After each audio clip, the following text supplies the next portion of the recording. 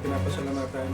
Yung mga kapatid kami, Panginoon, na kasama po sa online, si Kuya Tantan, si Ate Riza, si Ate Emily, Pastor Lino, si Kuya Richard, si Kuya Israel, si Kuya Jeff, Kuya Lionel. Sa mga kapatid namin, Panginoon, na nandito rin po sa Panambahan.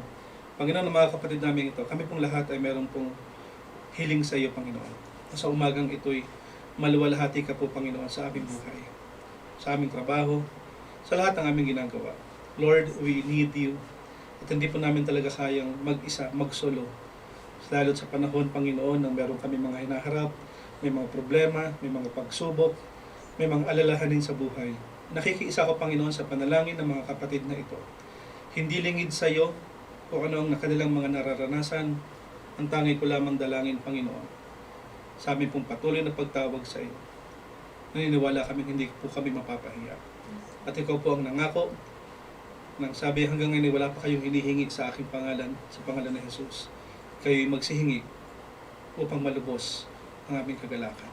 Panginoon, sa mga salita mo kami ay manghahawakan sa iyong mga pangako dahil ikaw po ang nagsabi. Diyos na tapat, Diyos na dakila, Diyos na hindi nagsisinungaling, Diyos na maaasahan, Diyos ng aming buhay, Panginoon at tagapagligtas namin, Hari ng mga hari at Panginoon ng mga Panginoon. Sa iyo po ang lahat ng papurit pasasalamat at patuloy, Panginoon, na alam namin hindi maiksi ang iyong kamay upang abutin ang puso, ang buhay, ang kailangan ng bawat isa. Dahil naniniwala ka, Panginoon, it is better to trust in the Lord than to put confidence in man. All praise and glory be unto you, O God. Bless us this morning in Jesus' name. Amen. Alright, good morning. Kamusta po? Parang mainit, no? Good morning. Good morning, good morning. So, purihin ng Panginoon sa umagang ito. Welcome back sa ating mga kapatid, sa mga may parating mamaya, ano? Kuya JP, parating mamaya, lalim bakasyon. Sa mga kapatid natin na nasa online, na ngayon lang uli namin nakita. Sa mga guest natin, purihin ng Panginoon. So, this morning ay pag-uusapan natin uli yung ikalawang sulat ni Pablo kay Timothy. At yung series natin for the whole year is Be Strong in Grace. Okay? Dahil next week ay babalik tayo dun sa ating sub-series, yung Spiritual Warfare. Maganda yung topic natin dahil lahat tayo ay makaka-relate doon sa ating pag-uusapan. Part 53, Travelers Took to Winding Path. Alam natin, napag-usapan natin last 2 weeks. Naalala nyo ba yung mga motivation na napag-usapan natin? Remember Jesus, ano pa? Rest on the power of God, realize our purpose. Naalala niyo po? At napag-usapan din natin last week na mas importante po sa buhay natin ito, katulad ni Pablo, para sa kanya mas importanteng bigyan ng tuon, bigyan ng pansin, at patuloy na maihayag yung mabuting balita na gusto natin palaging binabanggit o i-share sa iba. Personally, okay, I really need more time to share the gospel. Personally, I really need more time to lead others. And I believe, katulad nyo, alam ko meron din naman kayong mga gustong mangyari sa ating buhay. Tama po ba? Parang wala kayo dyan, ah. Okay, mahirap magsalitang mag-isa. Anyway, purihin ng Panginoon dahil alam natin, napag-usapan natin ng mga nakaraan, na si Pablo ay naka-chain, di ba? Nakatali siya at the same time, nakakulong, di siya makaalis. Patuloy niyang sinasabihan si Timothy na, Timothy, sa kabila ng lahat ng pangyayari, sa lahat ng motivation niya sa suffering, ang sabi ni Pablo, tayo rin lahat, ang paalala ni Apostol Pablo, always, ano raw? Remember Jesus Christ. Always remember Jesus Christ. Dahil po, yung totoong balita is all about yung pagkamatay ni Jesus, that is the gospel, that is the good news. Pagkamatay ni Jesus, siya ay nilibing at siya ay muling nabuhay. That is the meaning of gospel, good news. Okay? At dito nakasalig yung ating kaligtasan. Pag-usapan natin ng mga nagdaan, okay, ng mga nagdaang linggo, na si Apostol Pablo, ang wala siyang kasama, karamihan ng oras niya habang nakakulong siya, ang kasama niya lang ay sino? Mga gwardya. Di ba? At naalala nyo sa kwento natin that if you're going to read yung buhay ni Pablo, okay, habang siya ay yung papasok sa kulungan, lalabas sa kulungan, babalik sa kulungan, laging ang kausap niya at kasama niya ay mga gwardya. Would you believe na sa buhay ni Apostol Pablo, dahil sa kanyang buhay at wala siyang ibang purpose, na-realize yung purpose niya, wala siyang ibang purpose kundi mag-share ng gospel. At ako'y naniniwala, isa sa mga gwardya ang napagsabihan niya ng mabuting balita. At dumating ang panahon na yung isang gwardya ay binalita sa ibang gwardya, na yung ibang gwardya ay binalita sa ibang gwardya. Kaya dumating yung panahon na marami sa kanila ay naligtas din. Kaya kung babasahin natin yung kwento ni Apostol Pablo sa Acts, at lagi natin pinag-uusapan na itali mo man yung mensahero, pero yung message ni Christ ay hindi mo kayang itali. Tama?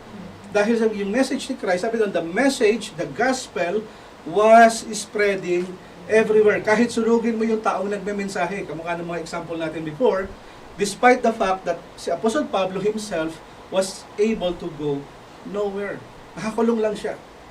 Imagine mo, nakakulong ka lang, alam mong malapit ka nang mamatay dahil ikaw ay nahatulan ng mamatay sa mga darating na linggo. At sa ginawa ni Pablo, wala siyang ibang ginawa kundi he wants to share the gospel. Sa mga taong bumibisita sa kanya, ini-encourage niya, si Luke na sumusulat ng mga letter na dinedictate niya, ay patuloy naman na ini-spread out. Wala pang SMS noon, wala pang snail mail, di ba? Kundi dadala mo lang yung isang parang scroll, no? Dadalhin mo yun, kakabayo ka, sasakay ka sa kung saan man, magbabarko ka, at ito ay dadalhin mo sa isang simbahan. At ito ay bubuksan gano'n at babasahin po ano yung sulat ni Pablo. Na-imagine niyo ba yung kung gano'ng kahirap? Sa atin, isang pindot lang, no? Hindi pa mabasa yung Bible. No? Okay. So dito, nakita natin na hindi siya makaalis and yet, he keeps on sharing the gospel. Yung message ni Kristo. At karamihan nga po sa atin, mga kapatid, hindi naman tayo nakatali ngayon, hindi naman tayo nakakulong. Well, may mga pagkakataong parang ayaw naman natin i-share yung gospel. Nakukuha niyo po. Ganyong galit sa akin, ayaw niyo kumibo. Okay, welcome po sa mga kapatid natin na sa online. Purihin ng Panginoon. Kaya nga sabi natin, yung mabuting balitang ito, if this is your purpose, if this is your main thing, wala akong ibang gagawin kundi, ang sabi sa Biblia, spread, share the gospel. Nakukuha niyo po. I keep on saying this, na sa church, lahat tayo ay kailangan mag-share ng gospel. We need to make disciple. Nakukuha niyo po. At kung tayo ay nagkakaroon ng task, ito ay duties. Pero tayong lahat, ang ating main thing, main task ay ano raw? Make disciple. Salamat sa lahat na sumagot. Make disciple. Kaya naman, mga kapatid, it does not matter how hard work for Jesus. All the matter is His finished work for me. Mga kapatid, yung kaligtasang meron tayo ay hindi nakabase kung gaano tayo kasipag. Yung kaligtasan natin ay nakabase dahil sa ginawa ni Kristo doon sa krus. Kaya yung 7 motivation, if you're going to read back or watch, panonoorin nyo yung replay, makikita nyo doon na sa lahat ng suffering, isa lang ang makikita mo. They keep on sharing the gospel dahil yung gospel na binabahagi nila, kahit ikamatay nila, okay, kahit ikamatay nila, nakabase yung kanilang kaligtasan, yung kaligtasan natin, sa tapos ng ginawa ni Kristo doon sa krus ng Kalbaryo. Ano ba yung ginawa ni Kristo doon sa krus ng Kalbaryo?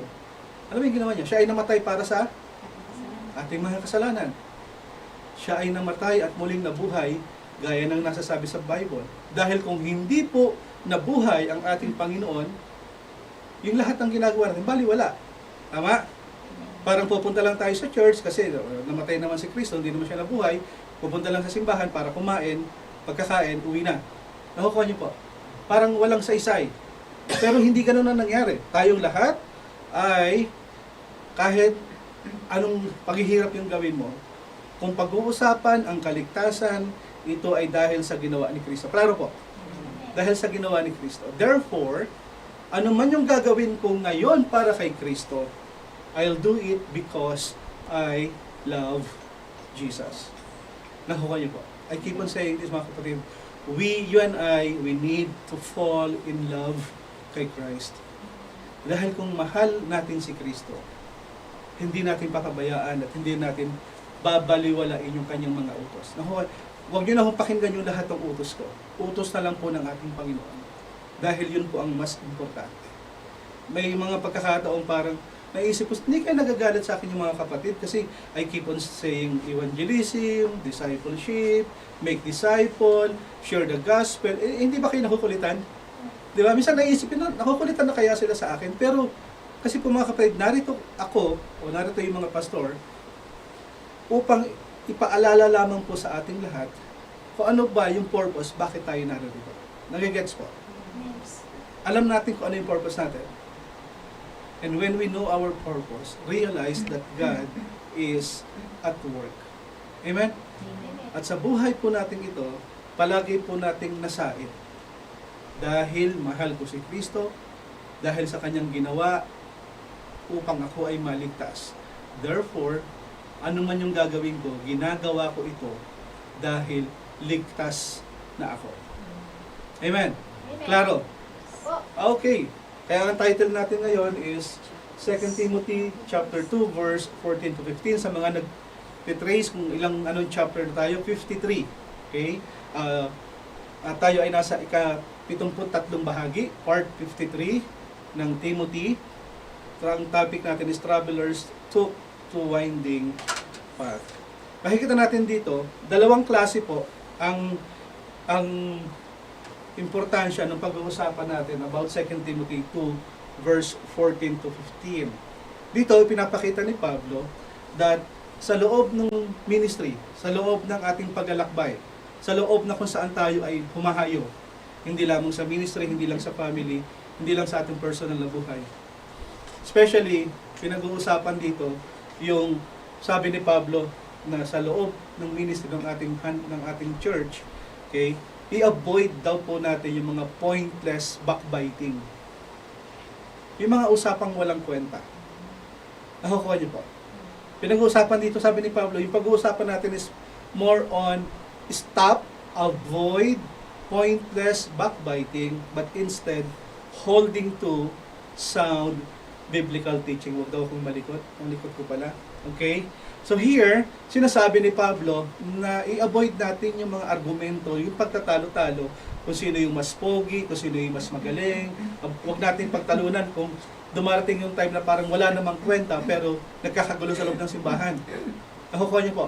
Pag-usapan natin ngayon, paano ba ni-remind ni Apostol Pablo si Timothy patungkol sa ministry.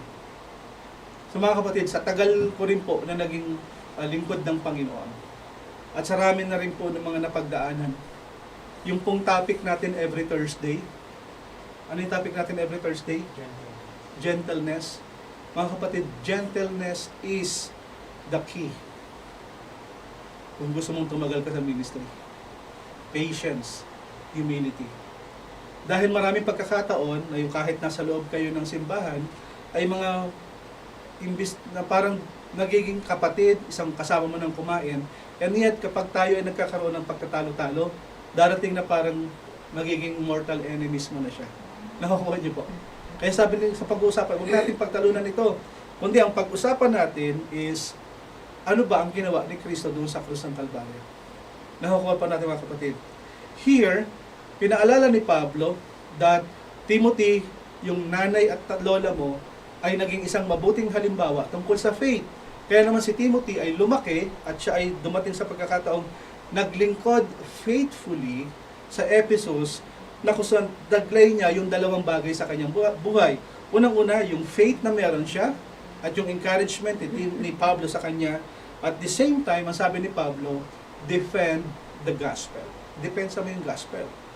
Dahil sa mga pagkakataong ito, verse 14 and 15, ito po yung kanyang sinabi. May we ask everyone to stand? Samahan niyo po akong magbasa. Sige po, tayo pong lahat ay tumayo. 2 Timothy 2, verse 14 to 15. Basahin po natin. Keep reminding God's people of these things. Warn them before God against quarreling about words. This is no value and only ruins those who listen. Do your best to present yourself to God as one who, a worker who does not need to be ashamed, and who correctly handles the word. Purihin ang Panginoon sa pagkabasa ng kanyang salita. Tayo po yung makakapto na. Dito, pinapakita ni Pablo, Timothy, I would like to remind you na wag natin dapat i-argue, pag-usapan, pagdibatihan, o pagtalunan, o pag-awayan, yung mga walang kwentang bagay. Nakukuha niyo po. Yun ang reminder niya, keep reminding of God's people. Sinasabi niya rin dito, kasi may mga pagkakataon po na pag tayo ay nag-uusap sa loob ng simbahan. Okay? Pagkatapos ng message, yung pagtapos ng meeting, may mga pagkakataon na yung usapan ay parang, lalo sa mga nakikinig, yung mga bago, nakaka-confuse. At the same time, parang useless to the point na nagiging harmful. Kaya sabi ni Pablo, huwag nating pag-usapan ito. Dahil ito ay gawa ng mga false teachers, sabi niya, ang purpose kasi ng mga false teachers is magkaroon ng strife, division among the churches. Okay, kahit hindi lang po sa Father's house, kahit sa ibang church. Darating dito yung pagkakataon na kung saan kapag ito ay nabigyan ng importansya, nagtalo-talo tayo rito. Darating dito yung pagkakataon na kung saan tatama rin na tayo mag-aral ng Bible.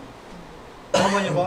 Kasi mas gusto na lang natin yung marites, yung magchismisan, sorry sa dalawang marites, magchismisan, instead na mag-aral ng salita ng Panginoon. Nakukuha niyo po? Kung meron man tayong imamarites, i-share na po natin yung gospel. Nakukuha po? Nabuhay na sinabi kong marites ha. Here, ipinapakita ni Pablo na sabi ni Pablo, you need to examine yourselves, Timothy. Anong klaseng worker ka ba sa Panginoon? Anong klaseng lingkod ka sa Panginoon? Yung buhay mo ba ay nakasalig sa salita ng Diyos? Yung buhay mo ba ay nakadepende sa salita ng Panginoon? Kasi sinasabi sa Bible, kailangan lamang nating mabuhay at maglingkod para sa nag-iisang audience. Sa lahat ng ginagawa natin sa araw-araw, okay? Are we happy doon sa ginagawa natin? Lahat tayo ay hindi naman tayo nakikita-kita pagdating ng weekdays, ng weekend. Ngayong weekend na tayo nakikita-kita. Pero dumarating din yung mga pagkakataon na kung saan alam natin na merong Diyos na nakatingin. Nakukuha niyo po. Merong Diyos na nakatingin. Ang usapan nga nung magtatay, habang sila ay kumukuha ng kamote sa kapitbahay, okay, hawak ni tatay yung basket, walang laman, kuhukay ng kamote. Dahil nga panahon ng hapon that time, so wala silang makain. Sabi niya sa anak niya, "Liga anak, sama ka, kuha tayo ng kamote." Tingin ka sa kaliwa, tingin ka sa kanan, sabi mo pag may tao. Tingin ka sa harap, habang ako'y naghuhukay, tingin ka sa likod, sabihin mo may tao. Ano man sinagot ng bata? Tay, sa taas kaya? Sa tingin yung hindi tayo nakikita. Meaning to say, sa buhay po natin, sometimes masyado tayong concerned doon sa kaliwat, kanan, harap at likod. Pero mga kapatid, alalahanin natin sa buhay natin ito, merong Diyos na nakatingin kung ano yung ginagawa natin sa araw-araw. Dito sinasabi ni Pablo that, sabi doon sa 15, do your best to present yourself to God as one approved. Mga kapatid, consistently with extra mile, extra hard work, study the word of the Lord, dahil kapag kinalimutan po natin ito, mawawalan ng saysay o parang purpose yung ating po pamumuhay. Nakukuha niyo po? Kung meron mang mag-fuel yung ating purpose, kung meron mang magbibigay gasolina sa ating paglalingkod sa Panginoon, ay hindi yung palakpak ng tao, kundi yung palakpak ng Panginoon, and through His Word, alam natin kung saan tayo lulugar. Kwentuhan natin. Pinakamaikling kwento pag-uusapan natin is Judges chapter 3. Isang tao, sabi doon, after Ehud came Shamgar, son of Anath, who struck down 600 Philistines with an ox goad, he to save Israel. Yung kwento natin ay tungkol sa isang tao o isang judge, ang pangalan niya ay si Shamgar. Siya ay anak ni Anath. Sabi doon, si Shamgar ay iniligtas din niya ang Israel nang patayin niya ang 6,000 Philistines. At ang tanging hawak niya lamang ay isang tungkod. 8 feet na isang mahabang kahoy na matigas, yun lang ang kanyang hawak. Ang trabaho kasi nun ay pantaboy ng mga baka. Through that, yung ox goad na tinatawag mo, yung basto na mahaba, nakapatay siya ng 6,000 Pilisteo. At sabi doon, at siya ay, sabi natin, isa sa pinakamaikling kwento about Judges. At the same time, isa sa may malaking impact po sa buhay natin. Paano tayo makaka-relate dito? Sa buhay po natin, okay, katulad po ng bansang Israel. Okay, yung panahon po ng mga judges, maraming tao ang kung saan ay Israelita, at the same time, sila ay nakihalubilo sa mga kaaway, mga Canaanites. Okay? Nakapaligid sa kanila itong mga kaaway na to, Canaanites, okay? At pinahinutulutan sila ng mga tao na magkaroon ng pagsasama, parang pagtitipon, parang nagsama sa isang village, yung mga taga-Israel at yung mga Canaanites, okay? Na magkaroon sila ng parang impluensya sa isa't isa. Kaso, ang problema, dumating yung time na kung saan, ang lagi natin sinasabi, di baling makisama, huwag kang makisama. Ang nangyari, dahil sa pakikihalubilo po ng mga taga-Israel sa Canaanites, dumating yung panahon na kung saan, imbis na sila yung maka-influensya, sila yung na-influensyahan. Sino ba itong mga Canaanites na ito? Nakasama ng taga-Israel. Sabi doon, sa kwento natin, dumating yung panahon na kung saan, after nung Joshua, di ba pumasok sila sa lupang pangako? Alam niyo po, 40 years na nag-travel, pumasok sa lupang pangako. At the same time, sa lugar na iyon ay may mga Canaanites. May ibang tao din. Okay? Yung lupang pangako na iyon ay ang ginawa, sasakupin niyo yung bansang Kanaan, yung lugar ng Kanaan, yung mga taga-Canaanites. Ang gagawin, lulusubin natin at lilipulin natin sila. Okay? Pero dumating yung pagkakataon na hindi nila nalipol yung lahat ng tao. Hindi nila napatay. Pero ang utos sa kanila ay patayin silang lahat, evade, sakupin. Kaya dumating yung pagkakataon na hindi nila nagawa yung inuutos ng Panginoon to the point na kung saan dapat sa dami nila ay may impluwensyahan nila itong mga taga-Canaan, and yet dumating yung panahon na sila naman ay na-impluwensyahan. Paano yun? Ang utos sa kanila, huwag silang makikipagkasal sa mga taga-Canaanites. Dahil itong mga Canaanites ay sumasamba sa mga Diyos-Diyosan. At hindi ito nakakaluwalhati sa Panginoon. At dumating yung panahon na kung saan, itong mga Canaanites na ito, kasama ng mga bansa na nakapalibot, lahat sila ay sumasamba sa Diyos-Diyosan. At hindi ito nagustuhan ng Panginoon. At dumating nga yung pagkakataon na kung saan kailangan na nilang lipulin kailangan na nagalit ang Panginoon dahil sa tigas ng ulo ng mga taga-Israel, kailangan na silang lipulin. Kaya ang mangyayari, dumating yung pagkakataon na kung saan yung mga bansang nakapalibot sa kanila ay nag-isip na kung saan atin pong lipulin, sakupin itong mga taga-Israel at gawin natin silang alipin. At dumating yung panahon na kung saan sila ay sasakupin na. Dito dumating yung pagkakataon, sila naman ay humingi ng tawad sa Diyos. Kaya nakukuha niyo po, humingi ng tawad sa Diyos, tumalikod sa pagsamba sa Diyos-Diyosan, at dumating yung time na kung saan ang Panginoon ay maglalagay na naman ng isang judge to lead them, at tapos darating yung time na kung saan sila ay magwawagi, hindi na sila sasakupin, hindi na sila magagapi. Nakukuha niyo po, kung babasahin po natin yung judge, ay hindi natin maikwento lahat dahil parental guidance. Maraming patayan na nangyari, maraming pagsuway. Pero kung isa-summarize po natin ito, sa tuwing ang taga-Israel ay dumaraan sa sagana, payapa, haya-hayang buhay, dumarating yung time na kung saan nakakalimutan nila ang Panginoon. Nakuha po. At kapag dumarating na nakakalimutan nila yung Panginoon, ginagaya na nila yung mga bansang katabi nila, dumarating na yung nagsasamba sila sa Diyos-Diyosan, at kung ano-ano na yung ginagawa nila na hindi nakalulugod sa Panginoon. Dahil hindi ito nakakalugod sa Panginoon, okay? Sila ngayon naghihingi ng tawad sa Diyos dahil sila ay parang napaparusahan na. Parang dumating yung time na parang hindi na kami masaya, unti-unti na kami pinapatay dahil wala nang batas eh. Ang gagawin ng mga taga-Israel, paulit-ulit itong nangyari, hihingi ng tawad sa Diyos, babalik sa Diyos, maglalagay ng bagong judge ang Diyos, at habang yung judge na ito ay nabubuhay, merong kapayapaan. Pag namatay yung judge, ano mangyayari uli? Tatalikod na naman sila sa nakukuha niyo po yung routine. So ganun po ang nangyari sa buhay ng mga taga-Israel. At kung mapapansin po natin, sa tuwing pinapahintulutan ng Diyos na sila ay parang, sige, gawin niyo yung gagawain niyo, pero darating yung time, lahat ng ginagawa niyo, katulad ng mga bansang na i-impluwensyahan kayo ay lilipunin. Kasama ang Israel sa paparusahan, hindi po exempted ang Israel. Kung sasambahin mo ang mga Diyos-Diyosang ito, hindi ka exempted sa paghahatol ng Diyos. Kaya naman mga kapatid, kailangan natin maging maingat sa mga ganitong pagkakataon.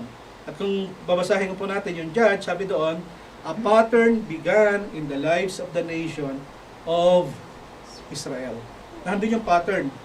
Sasagana, makakalimutan ng Diyos, sasamba sa Diyos-Diyosan, pag sila ay parang unti-unti na nagkakaroon ng problema, wala nang kapayapaan ng raw, hihingi ng tawad sa Diyos, manunumbalik sa Diyos, magdadala ng judge, habang buhay yung judge, merong kapayapaan that time. Nakukuha niya po.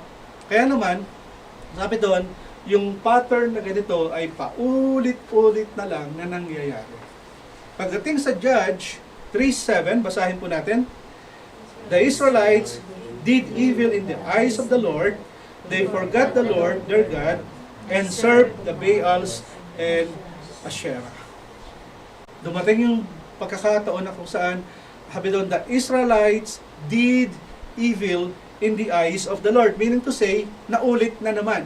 Nakukuha niyo po? Diyan pa kayo? Yes. Naulit na naman. At tandaan natin itong tatlong kwentong ito. Yung tatlong tauhan na judge, si Othniel, si Ehud, at si Shamgar. Okay, anong pangalan ulit? Othniel, Ehud, and Shamgar. So makikita natin dito, sabi doon, the Israelites did evil in the eyes of the Lord. Na kung saan makikita natin again, sa chapter 1 and chapter 2 ng Judge, ay meron pong pattern. Ano yung pattern? Israel disobeyed God by not removing yung weaknesses o yung wickedness ng mga taga-Canaanites. So God allowed na sa lahat ng magkakaroon ng influence sa buhay ng Israel, they will harass Israel. They will harass Israel. At dumating yung point na kung saan ay nagwo-worship na sila sa mga false god. Okay? Yung mga Diyos-Diyosan.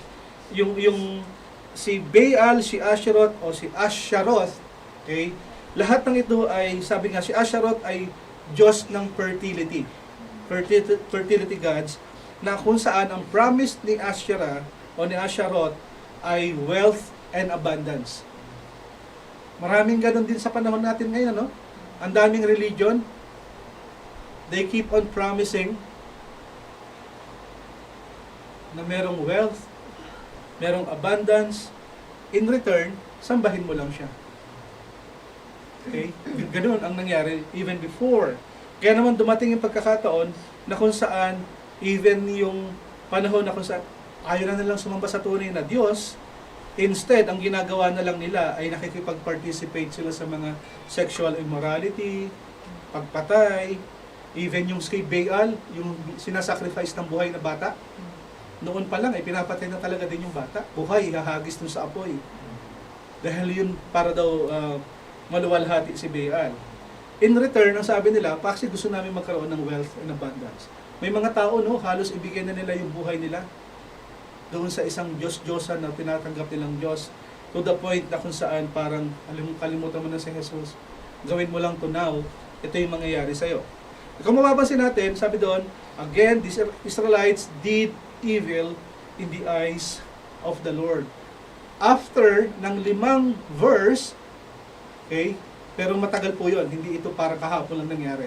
After so many years, mula sa verse 3, sa verse 7, sa verse 12, again, meron na namang nangyari. Samahan niyo po ako magbasa. Judges 3:12. Again, Again, they forgot the Lord and served the Baals and the Asherahs. again, no, after few verses, Sa baba pala. they did evil in the eyes of the Lord. Tama? They did evil in the eyes of the Lord. At sabi doon, they did this evil, the Lord gave Eglon, yung hari ng Moab, ay binigyan ng kapangyarihan upang i-invade yung taga-Israel. Nakuha niya po. Di ba? Sa 3:7, they did evil in the eyes of the Lord. After 5 verses, actually, maraming taon to ang nakalipas. Kasi yung verse 7, mabubuhay yung merong isang judge. Habang merong judge, merong kapayapaan. Di ba yung kwento na may kapayapaan? Pag namatay yung judge, ano mangyayari? Verse 12, again, the Israelites did evil in the eyes of the Lord. Nakukuha niyo po yung pattern? Again, pag namatay na siya, yung judge, na kung saan sila uli ay babalik doon sa pagsamba sa Diyos-Diyosan, nagkakaroon ng tinatawag na lalaki sa lalaki, nakikipagtalik, babae sa babae, nakikipagtalik. Dumating din yung panahon na kung saan ultimo yung sa hayop, no? Okay? Nagkakaroon sila ng pag-aasawahan. Dumating yung panahon na kung saan hindi na naging maganda at hindi na ito kaaya-aya sa Diyos. Therefore, darating na naman na dapat parusahan na naman ng mga taga-Israelites kasama ng mga bansang na-influence sila. Dito makikita natin mga kapatid, sa buhay po natin, okay, katulad ng ginawa ng Panginoon, sabi doon, the Lord gave Eglon, king of Moab, power over Israel. Anong ginawa ni Eglon? Ginawa niya yung lahat ng bansang kasama nila. Sabi doon, kailangan nating i-invade, sakupin ang mga taga-Israel. Again, people from Israel, ito na naman yung kwento, hihingi ng tawad sa Diyos, magbabalik loob sa Diyos, tutulungan sila ng Diyos, liligtas sila ng Panginoon. Nakakuha niyo po. Parang sa buhay din natin, ano? Kapag ka maraming blessing, praise the Lord, tatayo pa yun sa harap, magte-testimony. Kapag ka may problema na, di ba? Saka na ako magsisimba. Sa online na lang ako. Kapag ka may problema na, darating yung time na parang, bakit pa kasi ako nasali-sali sa fellowship na yan? Nakukuha niya po. Pero kapag ka may dumarating na blessing, praise the Lord. Di ba? Pagka dating yung time na kung saan may sakit, ano ba naman buhay ito? May sakit na naman. Nakukuha niya po. And yet, dumating yung time na kung saan sa simpleng pamumuhay natin, kung kukumpara natin sa Israel, parang ganun din naman yung buhay natin eh. Di ba? Please, mga kapatid, basahin po natin yung Bible. Kung mapapansin nyo, doon sa Exodus, ang lagi nilang sinasabi, mabuti pa doon sa panahon sa Egypt. Masarap buhay doon eh. Eh, dinala mo kami dito sa disyerto, ang hirap. Di ba? Nagsasawa na kami sa mana. Nagsasawa na kami doon sa pagkain ng pugo. Doon na lang uli kami sa Israel, ay sa Egypt. Kung titingnan natin sa buhay natin mga kapatid, yung Egypt na sinasabi sa buhay natin, yung dati mong buhay. Minsan ganun tayo, no? Buti pa nung hindi ako nagsisimba sa Patters, ang ganda-ganda ng buhay ko. Nung nagsimba ako dyan, nung bumalik ako sa Diyos, wala na, nagkawindang-windang. Parang baliktad, no? Nakakuha niyo po.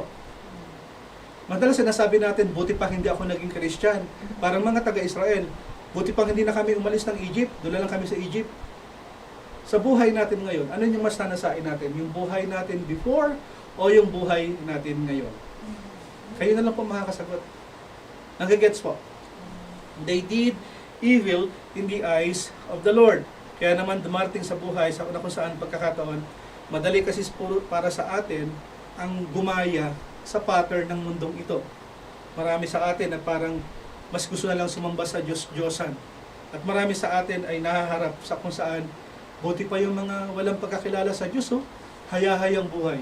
Nakukuha niyo po, mga kapatid, ito lang yung isa sa na-experience ko rin po personally.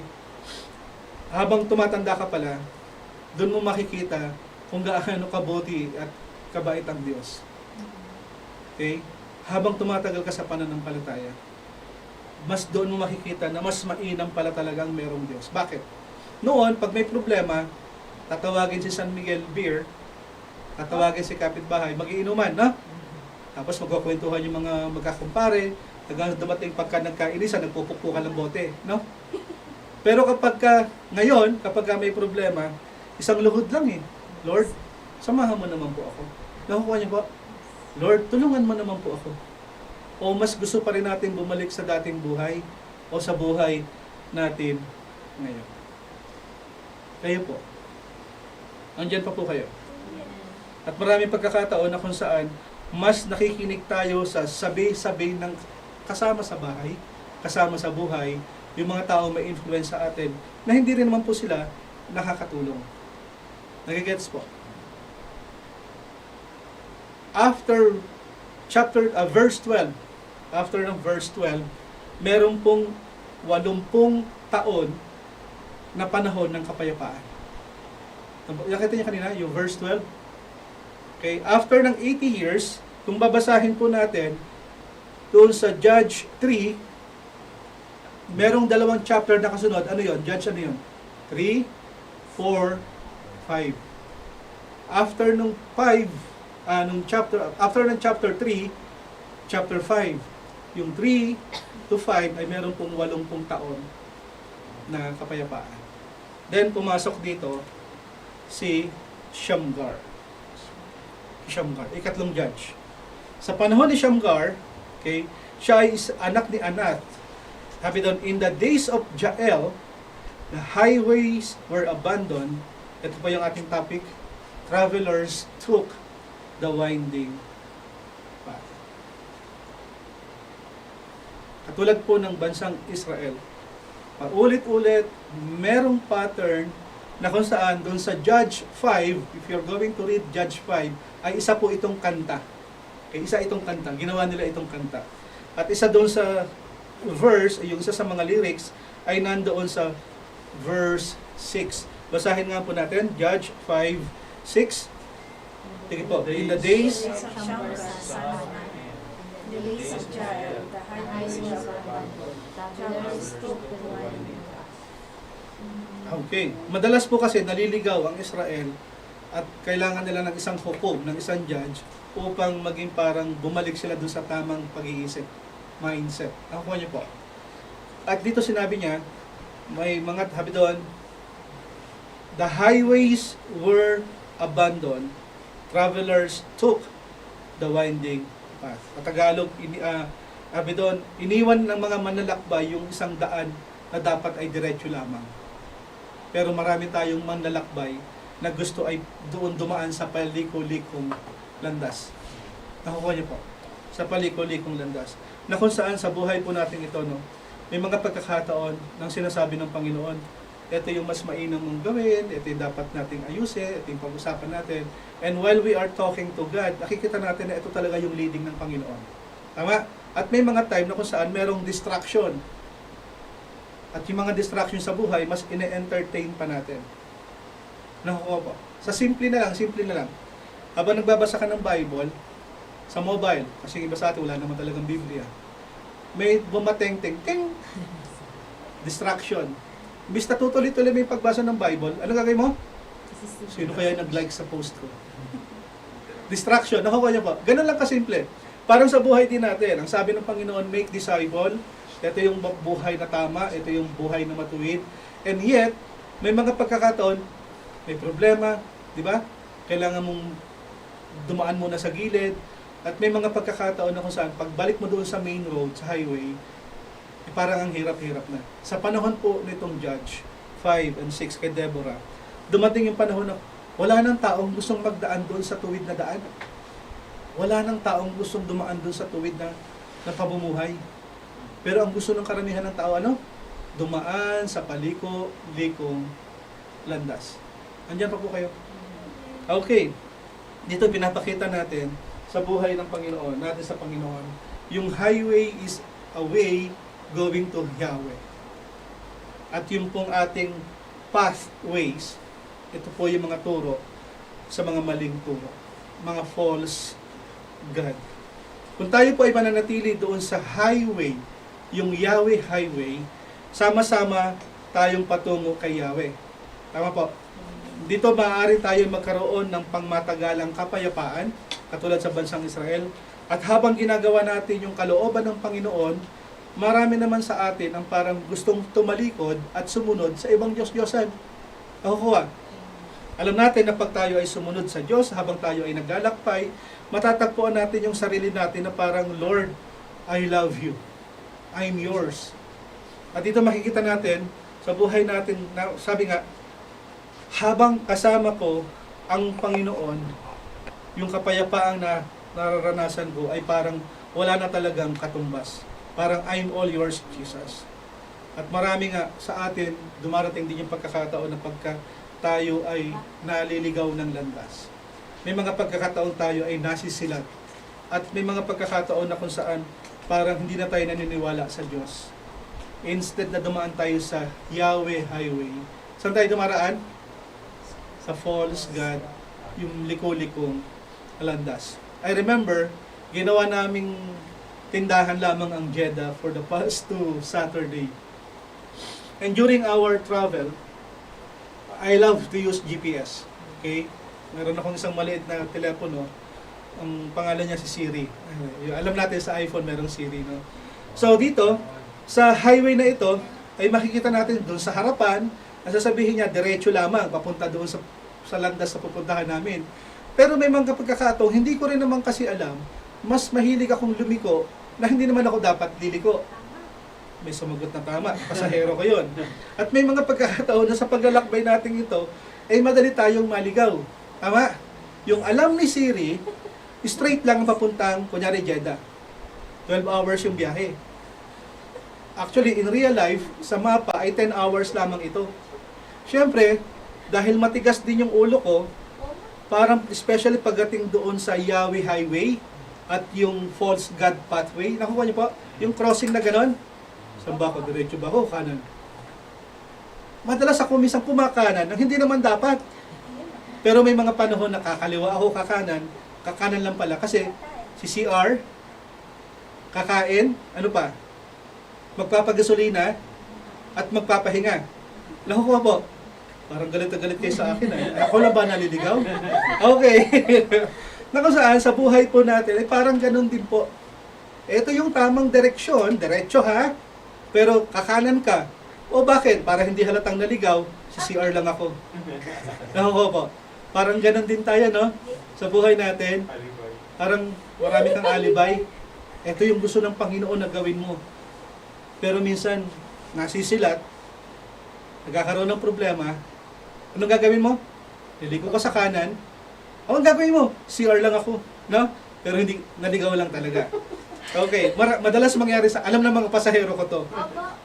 Okay, yung 15 minutes na daan, na diretso papunta doon sa kapihan, inabot kami ng 30 minutes. Lahat sila yung nakasimangot, ako lang yung naka-smile. Anyway, GPS, alam natin yun, di ba? Straight lang ika. Kapag may mga pagkakataon na kung saan, anong sasabihin ni Siri kapag babalik ka na sa daan? Turn left. Tama? Turn left. In 600 meters, di ba? Straight. Minsan kakanan na naman ako noon, naligaw na naman ako. Nakukuha niyo po? Sa buhay natin parang GPS din po. Ang gusto ng Panginoon, straight ka lang doon sa Yahweh Highway. Pero ewan ko ba't may mga pagkakataon gusto nating lumiko at pagka parang gusto nating diyan ka na muna Lord, magpapahinga na muna ako. Di ba? Pero alam niyo, pagka darating yung panahon, parang gusto tayong ibalik doon sa main road. Nakuha niyo po? Yung main road na yan, ito po yung Espiritu ng Panginoon na kung saan, balik ka na sa Diyos. Nakuha po? Yes. Dahil at the end of the day, doon ka rin naman papunta eh, kung mahal mo ang Panginoon. Nagigets? Nabuhay kayo nung sinabi ko madalas akong maligaw. Baka wala na sumakay sa akin. Okay. Katulad ni Siri, lagi niyang sinasabi, turn left, straight lang, walang liliko, diretso lang. Ganon din naman ang banal na Espiritu sa buhay natin. The Holy Spirit will tell us to go back to the root. Okay? So katulad ng ating Bible verse, sabi doon, the highways were abandoned, travelers took to winding path. Mga kapatid, sa buhay po natin ito, yung period na kung saan tayo ay sumusunod sa Panginoon. Yung buhay na kung saan tayo ay alam natin kasama ng Diyos. Yung alam natin na sa buhay natin, ito yung purpose ko sa buhay kong ito. Malaki po yung impact natin sa mga taong nakapalibot sa atin. Imagine mo po, kung merong 10 naliligaw, at ikaw yung alam mo, ikaw lang yung, ito yung daan na alam ko. Yung siyam malamang kakanan din eh. Wala na. Pero kung ikaw na lang yung nag-iisang alam mo yung daan, straight, anong gagawin ng siyam? Sasama sa iyo yun. Kasi alam mo, na alam nila, Christian ito, tama yung pamumuhay nito, nasa matinong pag-iisip ito eh. Nakikita ko sa kanya yung pagbabago. Nakuha niyo po? Apo. Doon tayo sa kanya. Pero kung si Christian ay parang hindi naman Christian din, oy, mas marami yung siyam, sama na lang ako sa inyo. Nagkaligaw-ligaw na tuloy. Nakukuha niyo po. Kung tatayuan mo lang po talaga, kung alam mo lang talaga yung purpose mo, isa ka doon sa dadaan sa highways na marami nang nag-abandona. Nakuha po. Amen. Okay, kaya naman mga kapatid, sa buhay natin ito, let us always keep the main thing. Ano ba yung main thing sa buhay natin? Sige nga, if I'm going to ask, ano yung main thing sa buhay natin? Sa PH, and we keep on telling everyone, our main thing is evangelism and discipleship. Evangelism, ano yung evangelism? Sharing the gospel. Okay? Teaching people to believe in Jesus. Ano yung discipleship? Teaching people to follow Jesus. Nakuha niyo yung difference? Ano yung evangelism? Evangelism is, ano raw? Teaching people to believe in Jesus. Discipleship is teaching people. Parang dalawa lang yung tao sa loob ng simbahan. Amen. Basahin po natin ulit. Evangelism Is teaching people to believe in Jesus. Discipleship is teaching people to follow Jesus. This is our main thing. Dito ka tinawag. Ito yung purpose mo sa buhay na ito. Daka nga lamang, may mga pagkakataon na kung saan ay madalas tayong naliligaw ng landas. If you know your goal, if you know your purpose, therefore, you will continue living with it. Nakuha niyo po? Amen. Amen. Okay. So sabi dito sa 2 Timothy 2, verse 14-15, keep reminding God's people of these things. Warn them before God against quarreling about words. It is of no value and only ruins those who listen. Timothy, katulad ni Timothy, I am reminding you mga kapatid, stop backbiting. Warn people about quarreling words. Wala tayong dapat pinagtatalunan. Kung sinong mas pogi, kung sinong mas payat at mataba. Walang ganon. Ganon din sa Biblia. Maraming tao ang parang mas importante ba yung speaking in tongue? Mas importante ba yung miracle? Mas importante ba yung naiis? Walang ganon. Hindi natin pinagtatalunan ito. Dahil may mga pagkakataon na parang wala naman siyang value. At kung yung non-Christian ay makikinig dito, madidismaya at masisira din po yung buhay nila sa pakikinig sa atin. Anong reminder ng ating Panginoon? Warn, ano raw? Warn people before, against God. Walang quarreling, ano pa? Dahil yung quarreling ay no value and only ruins those who listen. Kung merong reminder, paano natin gagawin yung reminder? Paano natin gagawin ito ngayon? Verse 15. Basahin po natin, ano daw? Do your best to present yourself to God as one approved, a worker who does not need to be ashamed, and who correctly handles the word of truth. Sabi doon, do your best. Do your best. Sabi nga, maraming pagkakataon na kung saan sa buhay natin ay nagiging nauubos yung panahon sa pakikipagtalo at nawawala na yung konsepto about sa Diyos. Maraming tagasunod ni Kristo ang gumugol ng maraming panahon upang dahil lamang sa pakikipagtalo ay nagkaroon ng division. At maraming mga pagkakataon din ay parang mali ka o tama ka, parang dumating yung panahon na kung saan nanggagalaiti na sa galit yung bawat isa.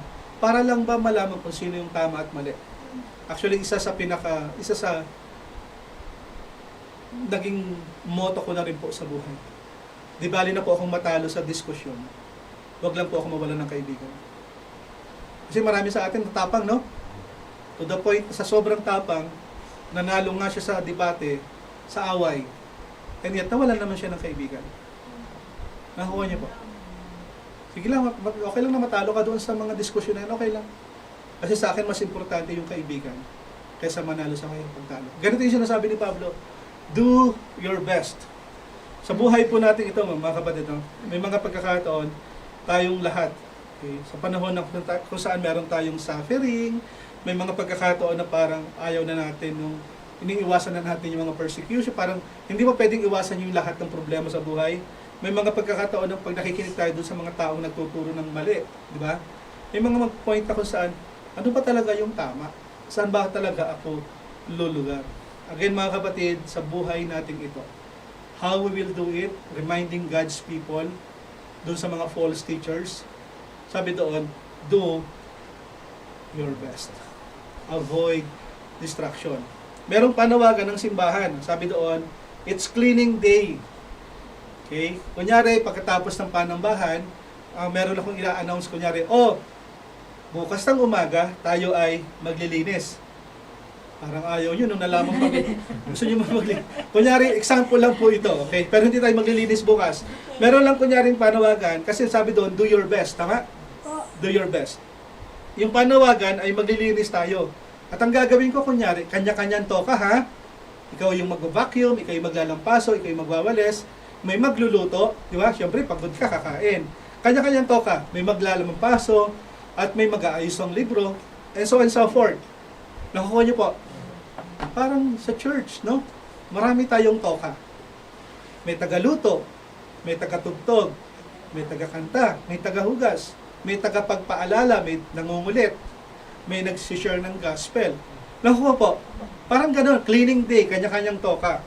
At napakainam po na lahat tayo ay makita mong sama-samang naglilinis, gumagawa. Nandiyan pa kayo. And then, napansin ko kunyari na merong dalawang babae na nautusang mag-vacuum. Okay, kunyari si Ate Mates, si Dr. Mates ang nag-vacuum, at si Ate Mats kasi parehas Mates, si Ate Jusan naman ang mag-vacuum na isa. Okay, example lang ito ha. Kunyari dalawang babae. Yung isang nautusan, tuwang-tuwa siya na naglinis, nag-vacuum. At hindi lang siya nag-vacuum. Ano yung nakita nyo? May hawak siyang Bilis. parang wala akong pausap pa. Walis. At may hawak siyang balde. Pero ano utos sa kanya? Vacuum lang, tama? Mag-vacuum lang. Yun yung ano. At umalis siya dun sa pwesto niya, nataglay niya yung smile on her face. Sa tingin nyo, she did her best? Yes. Sure? Yes. Ito na ngayon yung pangalawang babae. What? Ang utos sa kanya, sa kanilang dalawa ay, ano raw? Vacuum. Tapos, nung natapos na siyang vacuum, yung ng babae dito, parang inuutosan siyang, pwede bang nag-vacuum ka na rin lang naman? Pwede bang pakidampot mo na rin yung basurang nadaanan mo? Kasi yung ginawa nito, nag-vacuum, kahit may nakakalat ng tsinelas, may nakakalat na balat ng yung plastic, kahit may mga dumi-dumi pa, ang utos sa akin, mag-vacuum. Kaliwali, babacuumin niya. Ano mangyayari kapag may mga dumi-dumi? Kakalat, no? Tama? Parang wala pa rin akong kausap. Kakalat. Kaya mangyayari, pag sinabing, pwede bang pakidampot mo yung basurahan? Ano nangyari sa mukha niya?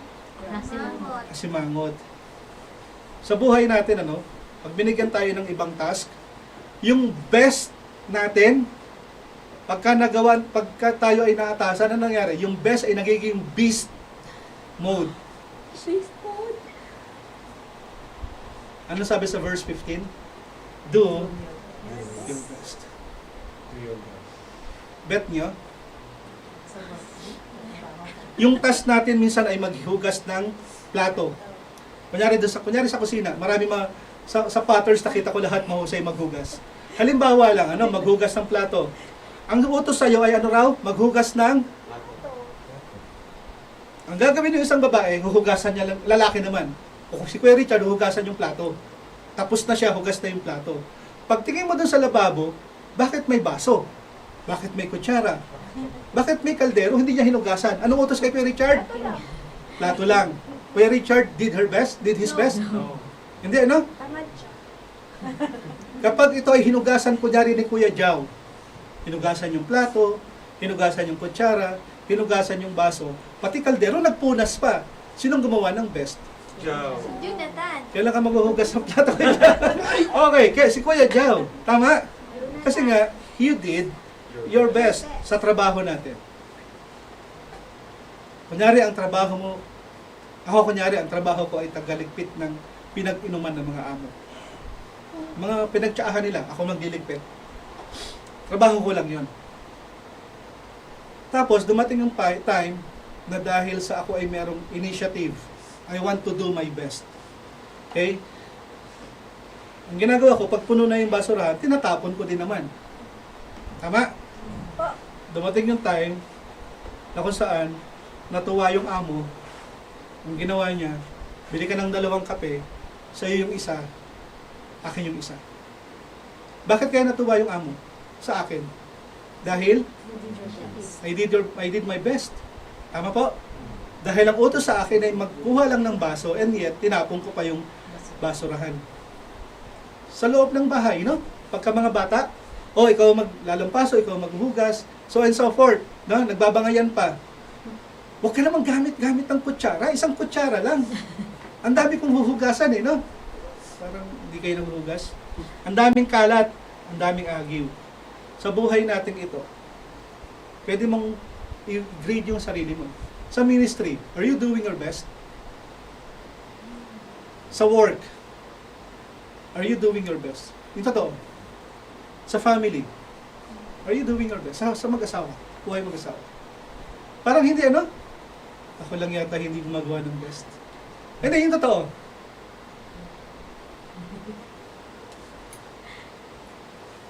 Do your best. Sa araw-araw po ng buhay natin, magiging mas higit na kapaki-pakinabang po kung tayong lahat ay mananatili na unahin yung main thing in our life. Ano yung main thing natin? Evangelism and discipleship. Kailangan na rin po nating itigil yung mga bagay na kung saan hindi naman kailangan, kundi mag-focus tayo dun sa main thing. Nakukuha niyo po? May mga pagkakataon, syempre, na hindi naman ibig sabihin, di wala na kaming gagawin, kundi mag-evangelism, discipleship. Di kayo na lang tumugtog, di kayo na lang maghugas, kayo na lang magsaing. Hindi po. Diba yung trabaho nating lahat ay make, at meron tayong task, responsibility. Nakukuha niyo po? Okay, sa buhay natin ito, basahin po natin. When we don't keep the main thing, and we major on the minors, we don't ever get to say that we've done. Nakukuha niyo po? This is our main thing. Gawin natin ito. At may mga pagkakataon, kayo na lang yung gumawa ng mga major things, kami na lang yung mga minor things. May mga pagkakataon na kung saan, pag hindi po natin napanatili sa buhay natin, that this is my goal, to make disciple. Yun dapat yung nasa isip natin. Hindi yung parang, wala na, pagod ako kakagitara kayo na lang mag-disciple. Ako po, wala na pagod akong kakahugas. Kayo na lang mag-disciple. Your duties is major thing. Our main thing is make disciple. Sa dalawang ito, yung first, when we don't keep the main thing, and when we major on the majors, we don't ever get to say that we've done our part. Or how about this? Basahin po natin. Sitting around quarreling about words, minor matters that will never change our life. Instead na tayo ay nakaupo lamang, magtalo-talo, at pinagtatalunan yung mga hindi naman dapat pagtalunan, na wala naman nagbago sa buhay natin. This is the best or hindi? Hindi Hindi siya best. How about this? O, sa baba. Working together to reach people with the good news and then teaching them to follow Jesus. Alin sa dalawang sentence ang sa tingin yung may gumawa ng best at merong hindi gumawa ng best? Pangalawa? Tama? sa buhay natin ito, na tayo pong lahat, when we keep on working together to reach people the good news, and then teaching them to follow Jesus, that is one thing, your main thing, and you did your best. Andiyan pa po kayo. Pag tayo po ay nakadireksyon, kung tayo po ay nakatuon sa direksyon na kung saan binigay sa atin ng Diyos, sa dalawang ito makikita natin, alin ba yung tama, alin ba yung major, at alin yung minor. Before we end, yung sabi doon, do your best to present yourself to God as one approved, a worker who does not need to be ashamed and correctly handles the word of truth. For the past, since 1985, ako po ay isang mananampalataya. Okay? At marami akong nakasama sa ministry. Okay? Even before. At papapatunayan to ng mga taong kasama ko sa ministry. If you do your best for the Lord will continually bless you. The work of your hands ay kanyang pagpapalain. Wala pa akong nakitang lingkod ng Panginoon na sinabi niyang, I do my best, pero laging nakatuon sa paningin ng iba. Bakit sila ang tamad-tamad? Ayoko na. Lagi na lang ako nauutusan, pagod na ako. May mga kasama ka na kung saan magsisimula na yung worship service, nag-aaway-away pa. May mga pagkakataon na kung saan tayo ay alam mong gagamitin ka ng Panginoon, and then late, nainis na, imbierna ka na, nagalit ka na. Wala pa akong nakitang naglingkod sa Panginoon na kahit may problema, tuloy lang dapat ang buhay. But for those people na kung saan ay parang they do their best para lang matuwa yung tao, may problema.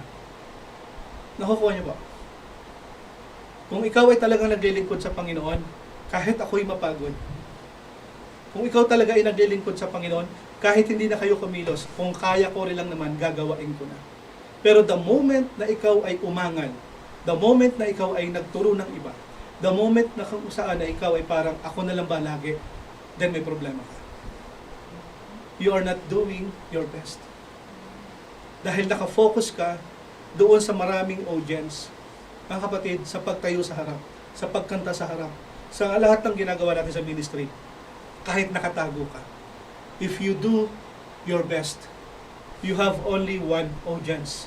And that is, kung ginagawa ko itong bagay na ito, natutuwa ba ang Panginoon? At alam natin na kung tayo ay gagawa ng mga liko-likong landas, kung gagawa tayo ng mga bagay na hindi nakakaluwalhati sa Panginoon, anong gagawin ng Panginoon? Magtatayo siya ng bagong judge to help us out. In our life, pag-alis natin sa Saudi, pag-alis natin sa trabaho, bukas makaluwa may kapalit ka. Tama? Pag-alis mo sa church, magmamigrate ka. We're not saying okay lang. Makakaramdam tayo ng parang may kulang. Pero magtatayo at magtatayo ang Panginoon ng mas the best pa sa iyo. Kaya habang tayo ay naririto, ginagamit ng Panginoon. Pinapatayo ka pa ng Panginoon sa harap. Ginagamit ka pa sa loob ng church. Do your best. Dahil darating ang pagkakataon, hindi ka na magagamit ng Panginoon dahil ayaw mo na. Yung ministry will continue. Sunugin mo man yung messenger, but the message will continue. Pag hindi mo ginawa yung best mo, you will have regrets. Bakit hindi ko pa ginawa yung the best mo? Pero if you did your best, the Lord, people will praise the Lord. Bakit? Ang galing ni Kuya. Sumunod siya sa Panginoon. He did his best. Natuwa ang Panginoon. Anong iniwan niya? Godly legacy. Do your best. Nakukuha niyo ba?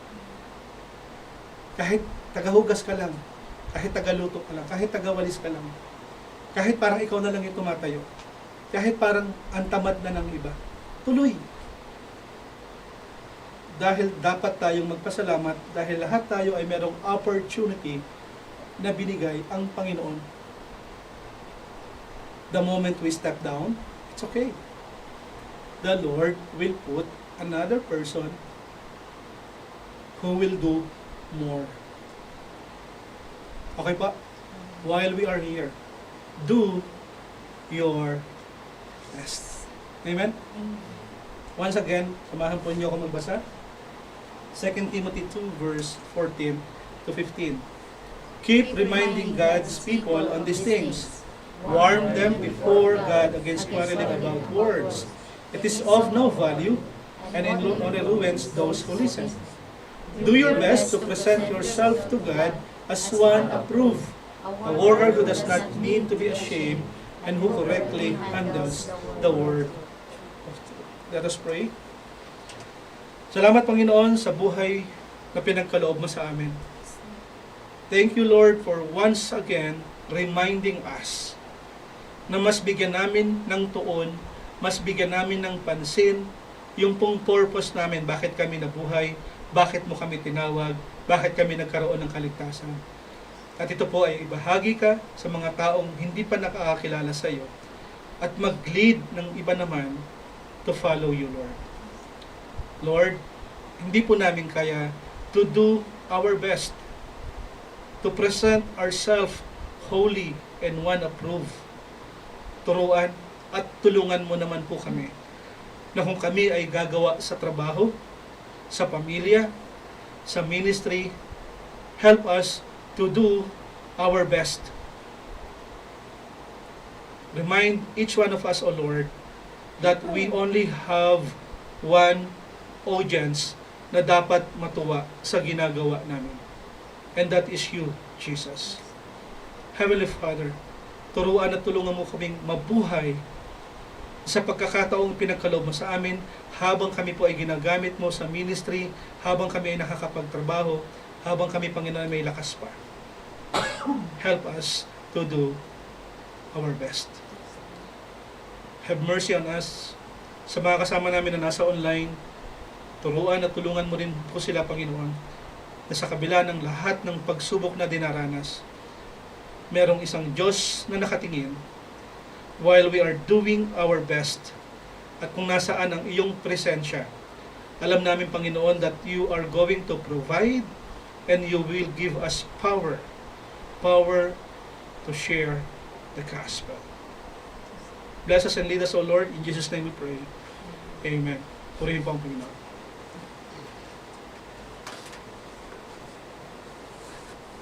Sige po, tayo lahat ay magsitayo. Before we close in prayer, Kuya Joe will close in prayer, na? And then he will pray for the food. Ito po yung mga tanong natin, pag-usapan natin. Sa mga nasa online, kung gusto nyo pong mag-join, may mga kapatid tayo na nasa Facebook, marami sila. Kung gusto nyo pong mag-join, Kuya Lowy, Kuya Tantan, si Ate Nora Sarmiento, kasama ko po ito way back 1980s pa sa ministry. Naka-join siya ngayon. Si Kuya Palmero, si Ate Samantha. If you want to join us sa Zoom, please click po nyo yung link. Kaya nandun po sa page natin. We want po na magkaroon tayo ng pag-uusap. Ano yung pag-uusapan? What have you learned from our message? Are you willing to do your best at work, family, and ministry?